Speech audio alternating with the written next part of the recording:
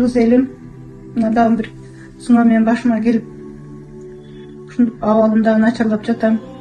Сиздерге чоң үмүт менен кайрылып жатам. Кыргыз элим кең пейил болот.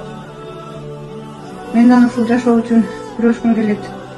Алладан үмүт кылып, сиздерден жардам сурап жатам.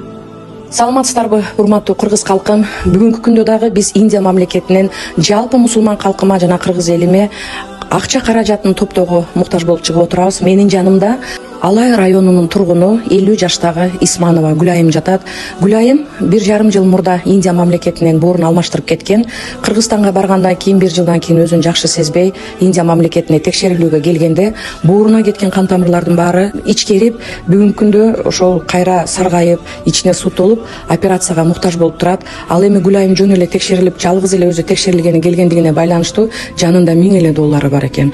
Ошондуктан бүгүнкү күндө дагы эле ушул берешен боорукер мусулман калкыма кайрылып жатабыз. Баарыңыздар ушул чет жерде жаткан, мусафир болуп жаткан Гүлайымдын ден соолугуна кайдыгер карабастан каражат салууңуздарды өтүнүп суранабыз. Бир үйдүн энеси, бир үйдүн кызы, бир үйдүн жубайы эч кимдин башына мындай оору салбасын. Ушундай оор сыноо болуп турганда баарыңыздардан жардам күтөбүз. Урматтуу Гүлайымдын окуучулары, Алай элинин тургуну, баарыңыздардан айрыкча сиздерден колдоо күтөбүз.